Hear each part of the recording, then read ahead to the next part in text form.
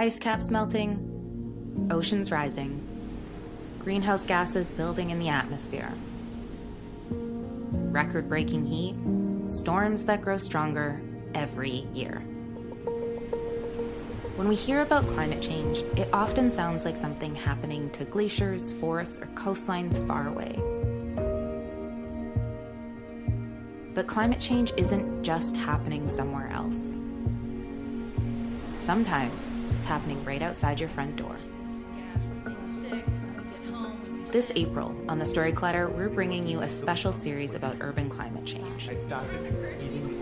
Through 8 true personal stories about science, we explore how the forces that shape our planet, earth, water, fire, and air, show up in the places most of us actually live, our cities. From flooded streets to wildfires uprooting day-to-day life, to the invisible air we breathe suddenly becoming impossible to ignore. These are the moments when climate change stops being abstract and becomes personal. 8 stories, 4 elements, 1 planet in crisis. Join us this April for the Story Collider Stories of Urban Climate Change. True, personal stories about science.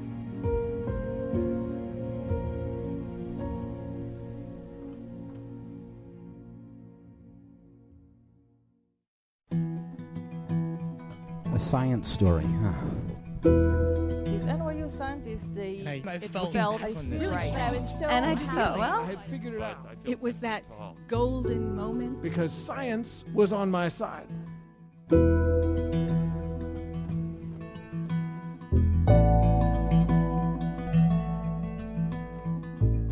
Hey everyone, I'm your host, Misha Gajewski, and welcome to a very special Best Of episode of the Story Collider.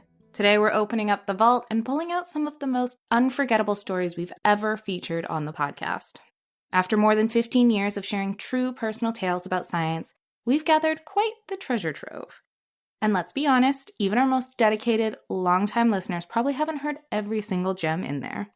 These stories stick with us for a reason. They're bold, surprising, heartfelt, hilarious, and sometimes all of that at once. They capture the full, chaotic, wonderful spectrum of what it means to experience science in real life. So settle in and enjoy as we revisit some of our all-time favorites in this special Best Of edition of the Story Clutter. Let's get into it.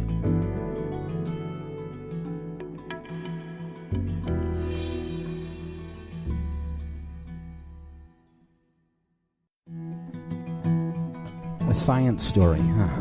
These NYU scientists, I felt right. I was so and I just thought, well, I figured it out. It was that golden moment. Because science was on my side.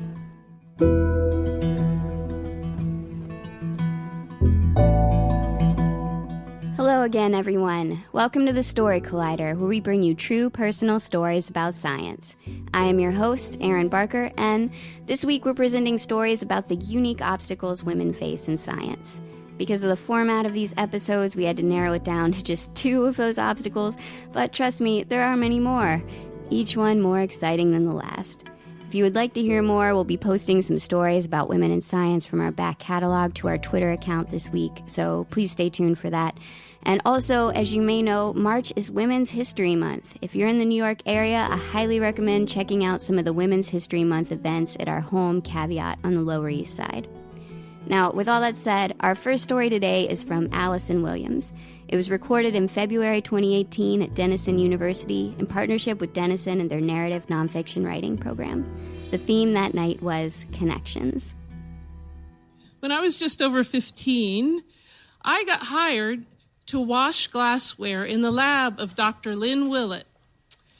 And I was really excited because I had delivered papers, I was babysitting, I was washing pots and pans in the local college food service, and having a job in a lab was a little bit better pay by the hour, and it was a steady income, all of which was important for me to save up so I could go to college, and because I wanted to buy an oboe. That was what I thought I might be doing with myself, as being a professional oboist. So I walked into this lab, which, unbeknownst to me, a few years earlier, Dr. Willett had been sitting in a department meeting in his department was deciding which candidate to hire. And in his mind, by far, the best candidate was a young woman who he thought was really smart, really talented. And he said he sat there and listened to his colleagues make excuses about why they could not hire this woman to work in their department. And he was floored. And finally, one of his colleagues said, well, what if she gets upset and starts to cry? And he said it really just shocked him, and it hit him what women in science were up against. And he vowed that he was going to do something about it. So ever since that experience, Dr. Willett only hired women to work in his lab. So this was unknown to me till 20 years later, but I walk into a lab full of women, and to me, it was just great, you know, and I got to know these people. We had a great camaraderie, and I washed glassware, which is not the most exciting things. And, you know, I had to rinse 10 times in acetone, rinse 10 times in toluene. There was no ventilation back then. And, yeah, sometimes you have to sit down with a Coke at the end of the day and sober up so you could drive home. They don't let you have toluene in the lab hardly at all anymore, but that's another story. But gradually, I got to know how to do the assays that these chemists were doing. The one thing that happened in this lab was that, you know, people were really willing to help me, to teach me.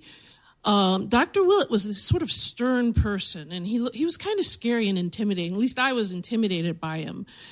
He had very high standards.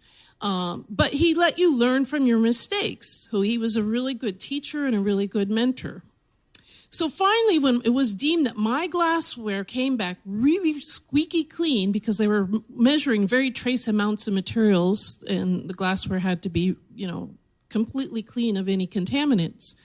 And when it was finally deemed that my work was good enough, I got a promotion. I was so excited. I got to weigh out manure. I was thrilled because this meant a vote of confidence in my work, and it meant that I was doing a good job. My mother was kind of appalled. She would sort of ask me every day if I'd washed my hands before I left the lab, not knowing that I wasn't actually touching the manure. But I wore gloves and all, but I was thrilled. So fast forward, you know, a little bit, and by the time I graduated from high school, I was doing the assays that these women were, all the master's level chemists were doing. And it wasn't without some, you know, rocky periods here and there. For instance, one time we were going out to the barn to do experiments, and we had to bring all of the equipment to the barn with us. And I had my assigned list of what I was supposed to bring, and there was a particular tool, I don't remember what, that I was supposed to bring, and it wasn't there when we got to the barn, and there were all these esteemed scientists from the Capitol who had come up, and Dr. Willett looked at me and said, well, where's this tool? And I said, well, I assumed you'd bring it. And he looked at me. Do you know what you do when you assume things? You make an ass out of you and me. And I was just really, really horrified. I wanted to crawl into the cows at that time. But he said it in a way that meant he felt that I could do better, and he expected better of me. So I learned lessons the hard way and the easy way. People were really generous in helping me out, helping me learn from my mistakes, and teaching me all of the different things that went on in the lab. So when I went off to college, I figured depending on Obo Reeds wasn't as sure of an income as being a scientist. And I loved being in the lab, so I decided to be a chemist. Well, I was put into a sophomore level chemistry course my freshman year because I had worked in this lab, but I really was not prepared for this at all because I didn't know what I didn't know. And in high school, to be honest, I really hadn't been pushed. I hadn't been challenged. I hardly ever took a book home. You know, I do my Spanish homework and Latin class and stuff like that. I took my oboe home, practice, but so I had no clue about what it meant to study. And 3 weeks into college, I started to realize I was in deep doo-doo. I really was in trouble. And I had this very stern professor, and it took me really almost a week to get up the nerve to go into his office hours and ask a question. And I had my questions written down, and I went to his office, and I said, I need some help. And I asked my first question, and he kind of peered over his glasses at me and said, what do you want to do? And I said, I love being in the lab. I want to be a chemist. And he said, kind of dismissively, without answering my question, he says, I think you should be a nurse. Now, I was somebody who passed out at the sight of blood back then. Being a nurse was not an option. And I was devastated. I was floored, and it was all I could do to get out of that office before I started to cry. And I kind of crawled back to my room and hid out there for the rest of the semester, and actually for the whole year. I had them all year, thinking I was damaged, I was stupid, I was flawed, there was something wrong with me. I mean, I wanted to be a chemist, and here, this was my dream over? Was I not capable? I didn't know what to do. So somehow I got through that course. I'm still not sure how. I'd like to go back and take that course over again sometime. But gradually I got the hang of college. I figured out how to study. Probably didn't do as well as I would have wanted. I certainly didn't do that well in that course that semester, but fortunately I did okay in the lab part. For the next year through my sophomore year, it was a real struggle, but I got through somehow. Well, my junior year, two things happened. They were just having this big celebration for celebrating 10 years of women at this institution. And so I volunteered to work on the program for celebrating women in science. And one night, this was long before all the fancy printers we have now and all of that, so we had to make our posters by hand. And I'm in this science lounge with a group of women, most of whom are seniors. And we're sort of laying on the floor making our posters, and there's this chit-chat going on. And it turned to different professors, who was a good professor and who wasn't. And these women started talking about this person that I'd had my first year. And they started talking about, oh, yeah, he hates women. He doesn't think that girls should be scientists, but we women will show him. And I was floored, because all of a sudden it hit me. It wasn't about me. He had this attitude about women, and I wasn't the only one that he had discouraged from pursuing chemistry. And that was a huge revelation to me. And when I got over the shock of that, I was really angry. How dare he? Because he had really defeated me in certain ways. The other thing that happened my junior year that was really good was that I had two professors for physical chemistry who saw something in me and encouraged me. And they would talk about thermodynamics like it was poetry. And quantum mechanics was the most beautiful thing in the world. And I actually still think that sometimes. I love quantum, right? But they made it fun. They kicked my butt. I have never worked so hard in all of my college years.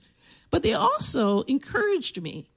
They forced me to apply to graduate school when I really wasn't sure what I was going to do. And they pushed me all through. And so I went on to graduate school and continued to pursue a career as a chemist. So I became a chemistry professor. And fast forward about 15 years after that initial incident, and I actually returned to my alma mater to join the faculty. And I'll never forget driving up on a Monday morning, kind of a gray Monday morning, in this moving van full of my lab equipment that I had accumulated over the years. And I pull up to the loading dock, and there's a big banner over the loading dock that says, "Welcome home, Alison." Oh. And I went back to the same department, and I was treated like a colleague. And my science thrived and took off. It was just the best environment for me to work in. And who was still there? And who would come trotting down the hall to ask me for help with his computer? The same person. And it was all I could do to resist the urge to give him some really bad advice that would mess up his computer for good. But I politely, helped him out. And but it was a great experience. And throughout the years of being a professor, I was usually the only person of color in all the science divisions, certainly in all the chemistry departments that I had been in. And students would seek me out. And they would kind of camp out in my office and share their experiences with me.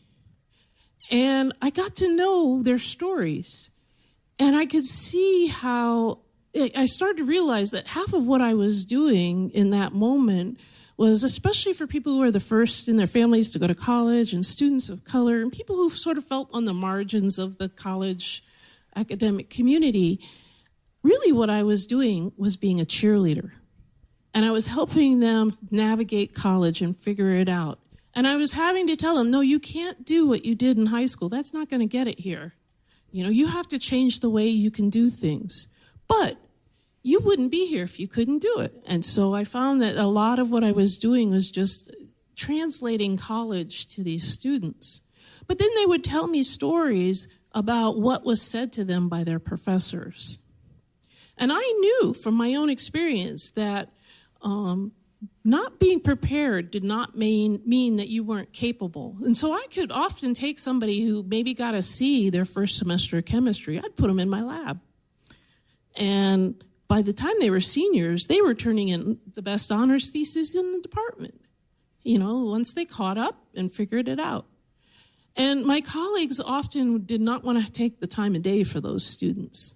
They really just had no patience. They wanted to teach the creme de la creme, not realizing that they were overlooking a huge amount of talent. And so I learned to sort of help these students understand the process, but also advocate for themselves and believe in themselves. Because I knew the devastation that could come when your self-esteem was damaged. I understood that experience. But I also knew that you couldn't make assumptions about people and that everybody had a story. And I would often find myself trying to urge my colleagues to take the time to get to know their students and know their stories and believe in their students. And certainly not to assume. Thank you.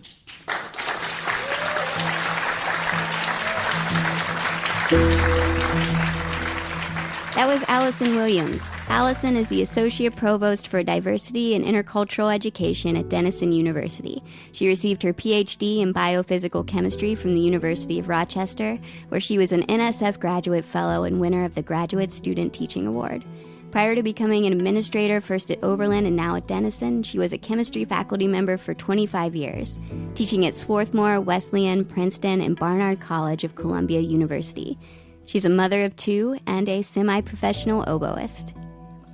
And for those of you in the Columbus, Ohio area, we're looking into returning to Columbus later this year.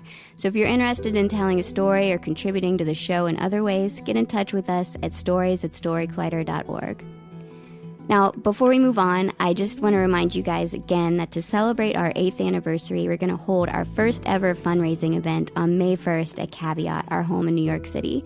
There will be auction items, there will be nachos, there will be many, many drinks, and of course there will be incredible stories from incredible guests. So please come party with us. Check out storycollider.org for more information. When your company or nonprofit starts expanding, shipping can suddenly become the most complicated part of your week. That's where ShipStation comes in. ShipStation's intelligence-driven platform brings order management, rate shopping, inventory returns, warehouse tools, and analytics into one place, saving customers around 15 hours every week on fulfillment. For us at Story Collider, that's huge. Everything you need to manage orders lives in one dashboard, connected to more than 200 sales channels. And the automation is honestly the best part. ShipStation chooses carriers, prints labels in bulk, and sends tracking updates automatically. That tracking alone cuts customer service questions by 12%, while returns management and analytics show you what's coming back and where you can optimize. More than 1 million businesses trust ShipStation, including Story Collider. So try ShipStation free for 60 days with full access to all features. No credit card needed. Go to ShipStation.com and use code Collider for 60 days for free. 60 days gives you plenty of time to see exactly how much time and money you're saving on every shipment. That's ShipStation.com, code Collider. ShipStation.com, code Collider. Our second story today is from Sarah Myhre. It was recorded in December 2017 at BB's Stage Door Canteen in New Orleans at our show in partnership with the American Geophysical Union. As you can probably imagine, the theme that night was geoscience.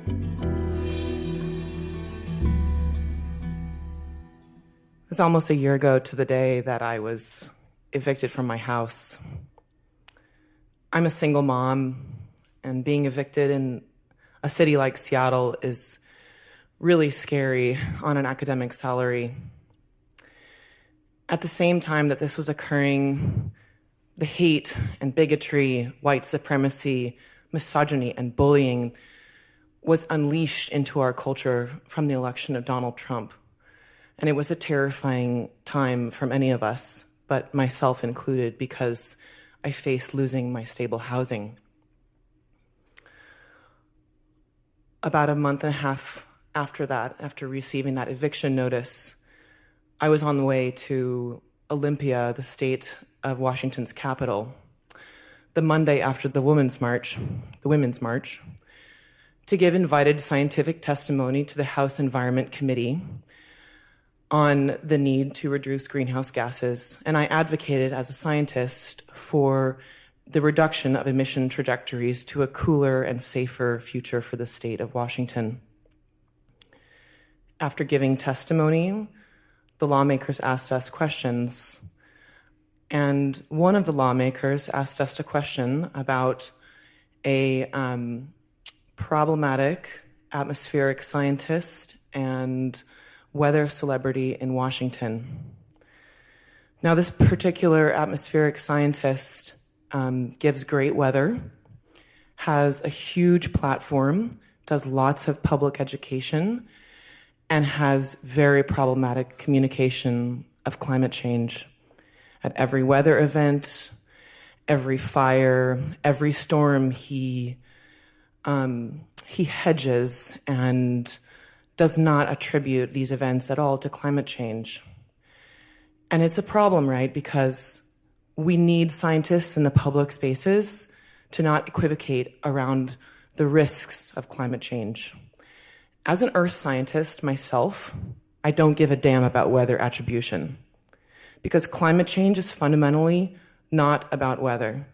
Yes, it's interesting, let's figure those questions out, but climate change is a planetary scale phenomenon. So I chose to answer the lawmaker's question. I gave an analogy. I said, no matter how high this individual says that he can jump, the laws of gravity still apply to him. And the same is true for his communication of climate change. No matter how he equivocates about warming, the planet is still changing, and it's changing forever. From that moment of speaking truth in public, my career changed forever, because I'm now on record articulating my dissent with a very powerful man in my field. When you call out a climate scientist, a senior scientist, for their problematic communication of climate change, things get very uncomfortable very quickly. Of course, the first response that I had was self-doubt. Had I understood his position correctly? Had I understood my position correctly? Why had I spoken at all? I could have avoided an avalanche of hostile emails and uncomfortable meetings if I had stayed quiet. On the terrible advice from a colleague that I deeply respect, I had coffee with this individual alone. I got to the cafe first, I sat down, and as he came to the table, he came with his finger outstretched at me and pointed at me as he sat down. I know who you are, he said. You're a climate extremist. You're a climate radical. It's because of people like you that we're not getting anything done.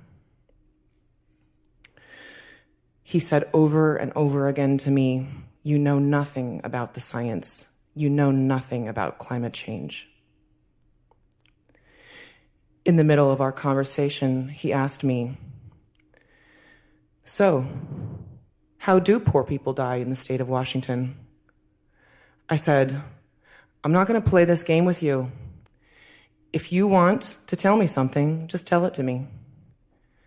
He said, in the state of Washington, in eastern Washington in the winter, poor people, poor Mexican people, they die in traffic accidents related to ice.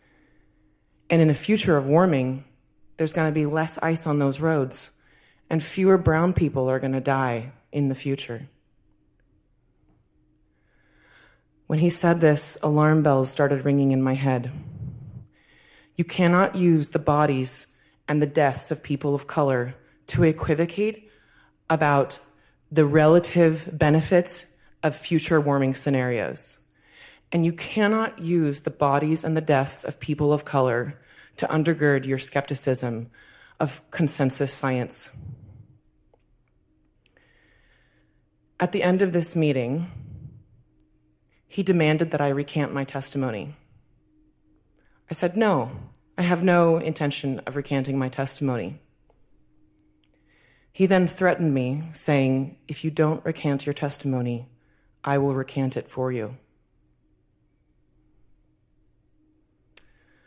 I left the meeting physically shaken and thoroughly disgusted, intent on moving on with my life.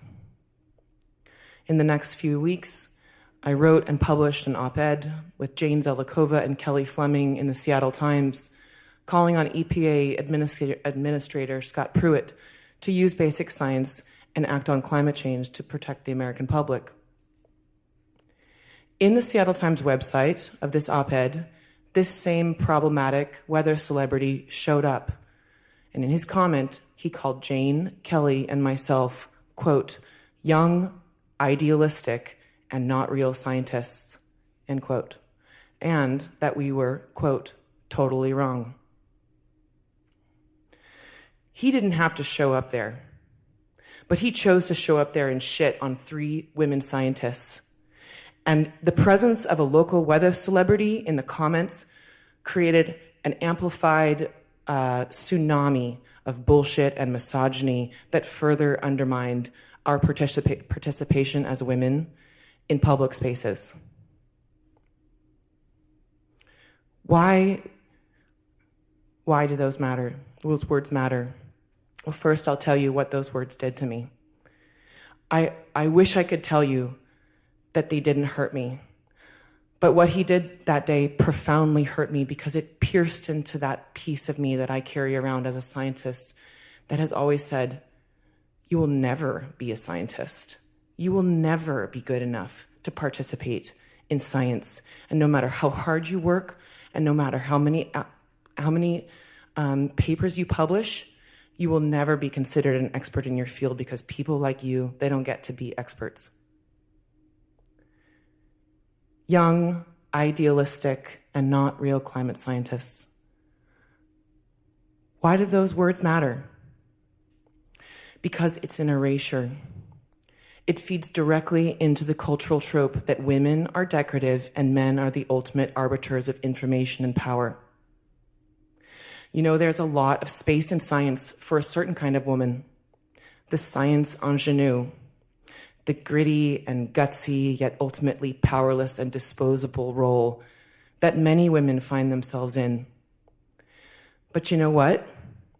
Ingenues, they don't give invited scientific testimony. And ingenues, they don't write op-eds. And ingenues, they definitely do not stand up to senior scientists.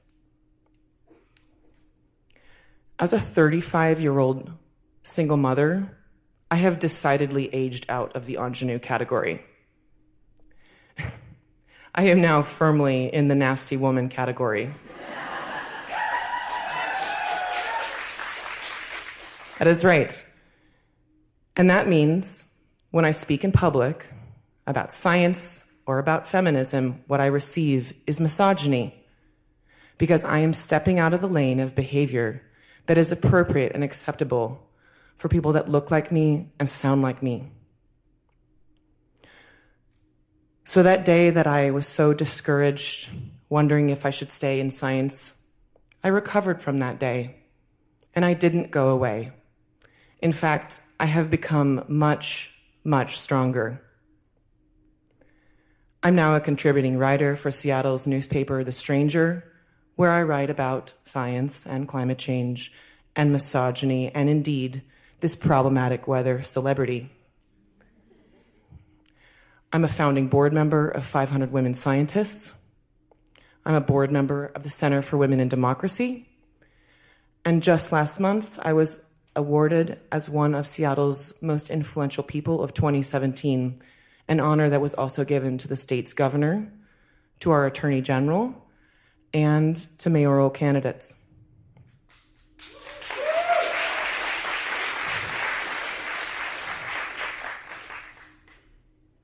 In this moment, I'm reminded of a quote from one of my favorite feminists, Lindy West, who says that women's no's in the culture are constantly eroded and degraded. A woman saying no in public, in front of other women, is a political statement. And I have learned this year that being a woman scientist itself is a political statement. And standing up for myself in public is also a political statement. And you know, a year ago when I received that racist eviction notice because I put a Black Lives Matter sign in my front window, I didn't go away then either. I fought that illegal and racist eviction with the City of Seattle and the Department of Construction and Inspection and the Office of Civil Rights. And I won my fight, and I am still in that house.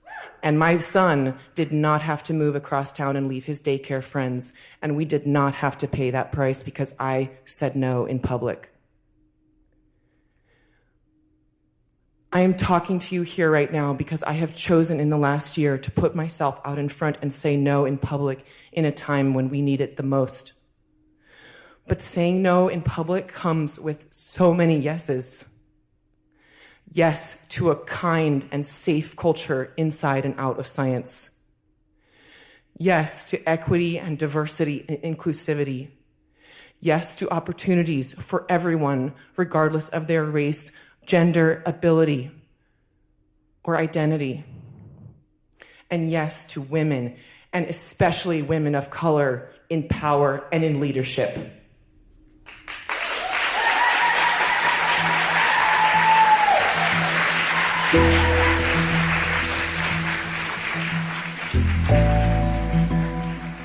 That was Sarah Myhre. Sarah is a research associate at the University of Washington and a board member of both 500 Women Scientists and the Center for Women in Democracy. She is actively investigating and publishing on the paleo-oceanographic history of the Pacific Ocean, using ocean sediment cores and robots on the seafloor. She is a freelance writer, a grassroots organizer, and a leading voice in the field of science communication. The Story Collider is grateful for the support of the Tiffany & Co. Foundation and of Science Sandbox, a Simons Foundation initiative dedicated to engaging everyone with the process of science. The Story Collider is directed by Aaron Barker, that's me, and Liz Neely, with help from our amazing staff and volunteers. The stories featured in today's podcast were from shows produced by Shane Hanlon and me, Aaron Barker. The podcast is produced by Zoe Saunders. The theme music is by Ghost. Special thanks to Denison and BB's Stage Door Canteen for hosting these shows, and to all the women who have blazed trails before us and those who support women in science now. Keep on kicking ass. Thanks for listening.